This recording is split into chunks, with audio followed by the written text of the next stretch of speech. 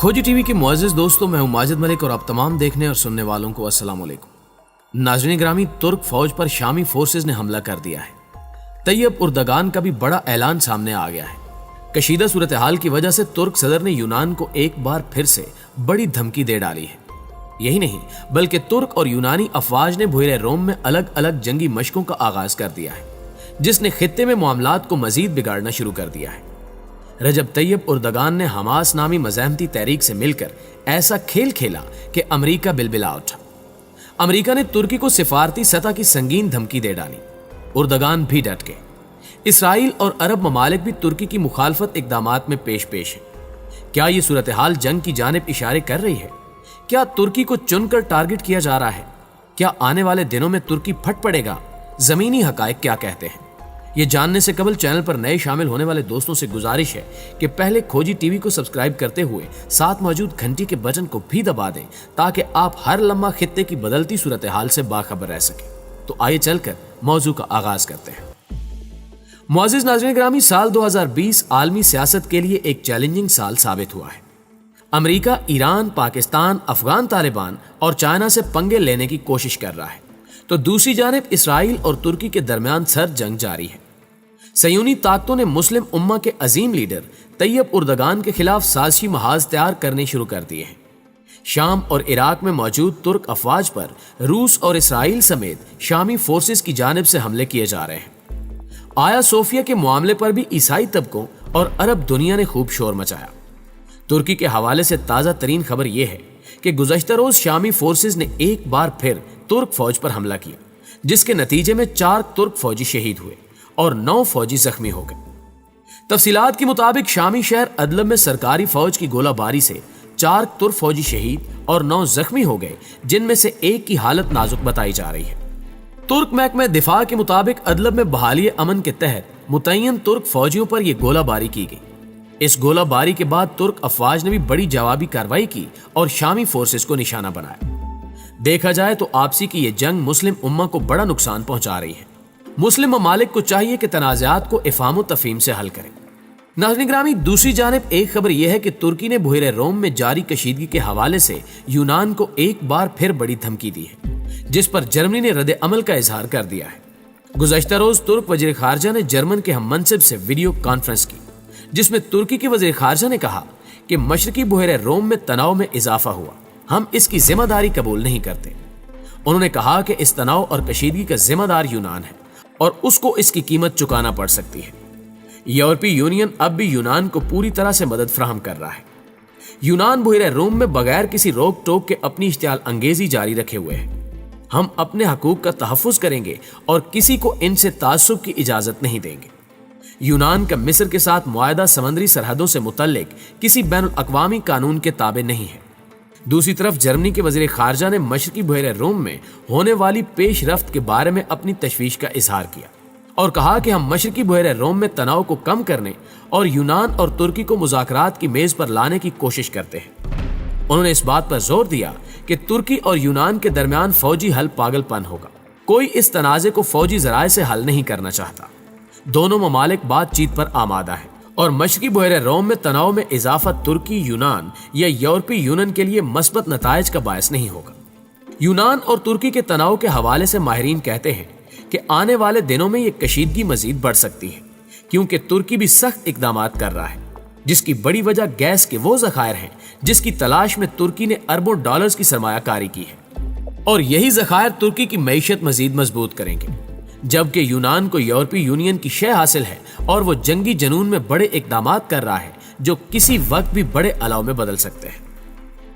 मुअज़्ज़िज़ दोस्तों, हालात की संगीनी का अंदाजा इस बात से भी लगाया जा सकता है कि तुर्की और यूनान ने बुहरे रोम में अलग अलग जंगी मशकों का ऐलान कर दिया है।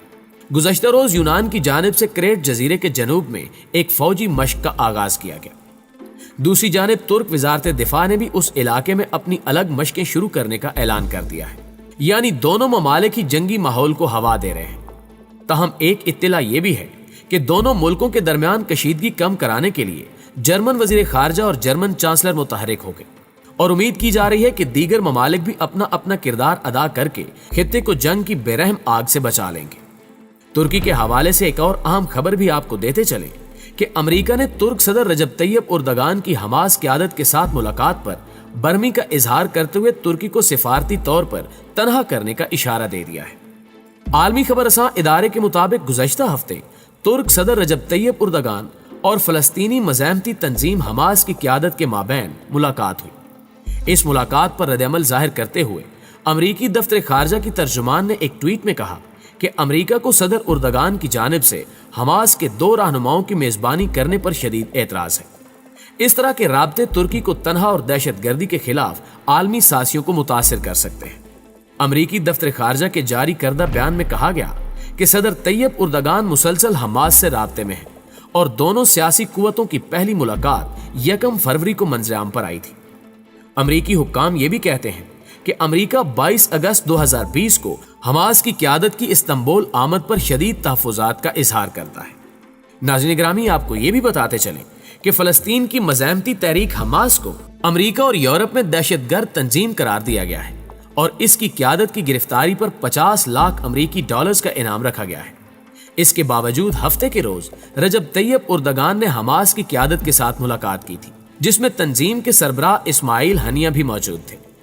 بعد ازاں پیر کو ترک ایوان صدر کی جانب سے ملاقات کی تصاویر جاری کی گئی، جس پر امریکی اسٹیٹ آف ڈپارٹمنٹ کی جانب سے سخت رد عمل کا اظہار کیا گیا، لیکن اسلام کے اس عظیم مجاہد نے اس رد عمل کا جواب دینے کی ضرورت نہیں سمجھی، کیونکہ رجب طیب اردگان جانتے ہیں کہ ان کے فیصلے صہیونی طاقتوں کے لیے خطرہ ہیں۔ حال ہی میں انہوں نے متحدہ عرب امارات اور اسرائیل کے مابین ہونے والے امن معاہدے پر شدید تنقید کی، بلکہ عرب امارات سے سفارتی تعلقات معطل کرنے کا عندیہ بھی دیا تھا، کیونکہ امن کا یہ نام نہاد صہیونی معاہدہ مسلم امہ کے حقیقی امن کو تباہ کر سکتا ہے۔ متحدہ عرب امارات اور اسرائیل کے درمیان تعلقات کی بحالی پر عالم اسلام میں غم و غصے کی لہر دوڑ گئی ہے۔ تاہم اب امریکہ نے سعودی عرب پر زور دیا ہے کہ وہ اسرائیل سے اپنے تعلقات بحال کرے۔ صدر ٹرمپ کے مشیر نے کہا ہے کہ سعودی عرب کے اس اقدام سے ان کا مشترکہ دشمن ایران کمزور ہوگا۔ پاکستان اور سعودی عرب کے تعلقات بھی ان دنوں بحث کا موضوع ہیں۔ پاکستانی قوم اور حکمرانوں کو یاد رکھنا چاہیے کہ قائد اعظم آزاد اور خود مختار فلسطین کے حامی تھے اور انہوں نے ڈنکے کی چوٹ پر اپنا نقطہ نظر بیان کر دیا تھا۔ قائد اعظم نے بہت پرزور طریقے سے فلسطینیوں کے حق خود ارادیت کی حمایت کی تھی اور مسلم لیگ نے ریاست فلسطین کے قیام کے حق میں قرارداد بھی منظور کی تھی۔ تقریباً 100 سال پہلے 1917 میں اعلان بلفور ہوا۔ اس کے تقریباً 30 سال بعد اسی معاہدے کے تحت اسرائیل کا قیام 1948 میں عمل میں لایا گیا۔ پاکستان کی طرح یہ بھی ایک نظریاتی ریاست ہے، تاہم اس کے مقاصد میں سلطنت عثمانیہ کے ٹکڑے کرنا اور عربوں کی تباہی شامل تھی، جسے وہ رفتہ رفتہ پورا کر رہے ہیں۔ ناظرین گرامی، 1948 میں ریاست اسرائیل کے قیام کے ساتھ ہی عرب اور اسرائیل پہلی بار ایک دوسرے سے ٹکرائے اور اس ٹکراؤ کو عرب اسرائیل جنگ 1948 کا نام دیا گیا، جبکہ اسرائیلی اسے جنگ آزادی کہتے ہیں۔ اسرائیل نے فلسطین پر قابض ہوتے ہی علاقے کی عرب اقلیت پر ظلم کے پہاڑ توڑ ڈالے، جس کی وجہ سے عربوں کو مجبوراً اپنا وطن چھوڑنا پڑا۔ ملک بدر ہونے والے عربوں کی تعداد جلدی 10 لاکھ تک پہنچ گئی۔ عرب پوری طرح مسلح یہودی دستوں کا مقابلہ نہ کر سکے اور 15 مئی 1948 تک اندرون فلسطین عربوں کی مزاحمت ختم ہو گئی۔ 14 اور 15 مئی کی درمیانی شب 12 بجے یہودیوں نے تل ابیب میں ریاست اسرائیل کے قیام کا اعلان کر دیا۔ عربوں نے اس ریاست کو تسلیم کرنے سے انکار کیا اور مصر، شام، اردن، لبنان اور عراق کی افواج نے اسرائیل پر حملہ کر دیا۔ یہ جنگ 1949 کے امن معاہدوں کے تحت ختم ہو گئی، تاہم آج عرب اور دیگر اسلامی ممالک کو ایک اور جنگ کا سامنا ہے۔ عرب ممالک کو شاطرانہ طریقے سے ساتھ ملا لیا گیا ہے اور آنے والے دنوں میں بڑے اقدامات کر کے اسرائیل کو عالمی سطح پر ایک ملک تسلیم کروا لیا جائے گا۔ یوں عربوں کی تباہی کا آغاز ہوگا۔ پیارے دوستو، آج کی ویڈیو میں بس اتنا ہی۔ دوستو، ویڈیو اچھی لگے تو اسے لائک کرتے ہوئے اپنے دیگر دوستوں کے ساتھ بھی شیئر کر دیجیے۔ جلدی حاضر ہوتے ہیں کچھ تازہ رپورٹس کے ساتھ، تب تک اپنا ڈھیر سارا خیال رکھیے گا۔ اللہ نگہبان۔